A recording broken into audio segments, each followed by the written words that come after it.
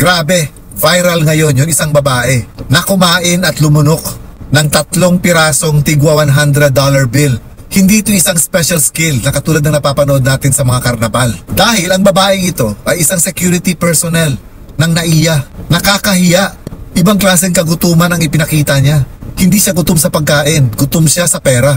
Hindi pa pinapangalanan ang security personnel na ito, pero huling-huli siya sa CCTV ng Ninoy Aquino International Airport na isinubo niya yung $300 na ninakaw niya sa isang pasahero. Nangyari ito noong September 8. May isang Chinese national na biyahero at nangyari ito sa final screening ng mga hand-carried items. So di ba ang ginagawa natin sa final screening? Ilalagay natin ang bitbit natin katulad ng mga handbags or shoulder bags para ma-inspeksyon at tayo naman ay dadaan tayo for body screening. So itong Chinese national, pagkalampas niya dun sa screening, napansin niya na bukas yung wallet niya at nawawala yung kanyang $300. So agad siyang bumalik para kumprontahin yung mga screening officers na nandoon. So yung babaeng security personnel na nagsagawa ng screening, ang ginawa pala niya habang in-inspection niya yung bag ng Chinese national, kinuha niya yung $300 at inilagay sa may bewang niya. Nung bumalik yung Chinese national, ang ginawa nitong security personnel para maitago niya yung ebidensya, isinubo niya at nilunok yung 3 tigwa $100 bill.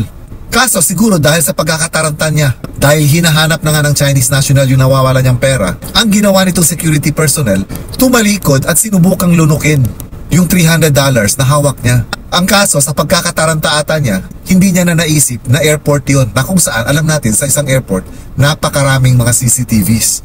At ayun nga, nahuli siya. Na hirap lunukin yung perang ninakaw niya.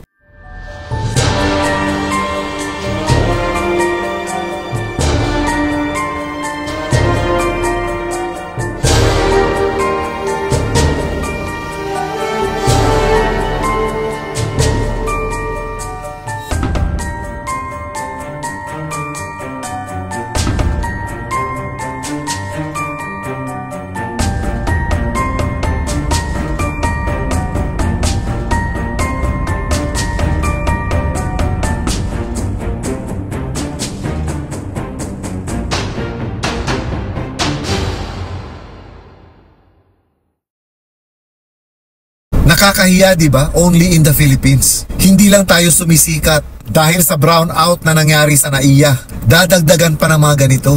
Nasisikat yung airport natin bilang the only airport na kung saan may kumakain ng dolyares. At ang masama pa nito, security officer mismo ang may gawa. Saan ka pa?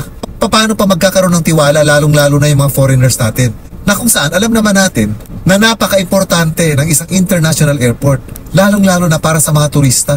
Tapos mawawalan ng kumpiyansa yung mga turista pagdating nila sa airport dahil sa mga ganitong kalokohan. Nakakasira pa lalo sa imahe ng ating bansa. Kababaeng tao, magnanakaw. Hindi na dapat talagang palusutin ng mga ganitong gawain. Hindi nga lang siya na-aresto dahil hindi siya caught in the act. Nangyari kasi ito September 8. Tapos natanggap ng opisina ng DOTR yung video September 14 na. Although inilagay na sa preventive suspension itong security personnel, pati na yung supervisor niya, at sasampahan ito ng legal at administrative cases. Pero sa pangyayaring ito, hindi lang dapat itong security personnel ang sasampahan ng kaso. Dapat kasama rin pati yung supervisor niya at kung sino-sino pa yung mga kakutsaba niya para magnakaw. Mukha kasing alam din ng supervisor niya yung ginawa ng security personnel. Dahil yung supervisor niya ang nag-abot ng tubig doon sa security personnel para mas mapadali yung paglunok niya ng mga dolyares at maitago ang ebidensya. Lumalala na ang mga kalokohang nangyayari sa ating international airport. Siguro kailangan panagutin na rin yung head ng DOTR na si Secretary Jaime Bautista kung kailangang tanggalin siya sa kanyang pwesto dahil sa mga ganitong klaseng mga kapalpakan. Baka kailangan na itong gawin.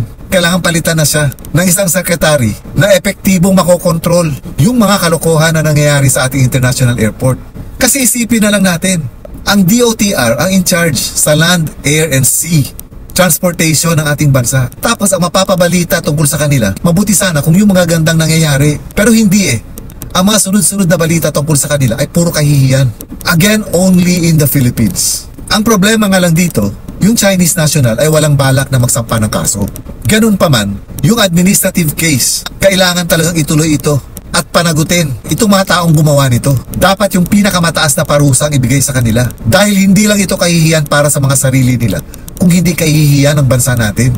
Siguradong mapapabalita ito sa international news. Ano na lang ang iisipin nila? Katawa-tawa yung bansa natin.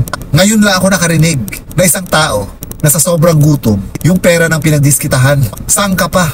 Kaya sana mapanagot sa lalong madaling panahon itong mga involved dito. Kahit pa hindi magsampa ng kaso yung Chinese national, dapat mapanagot pa rin itong mga PG na ito.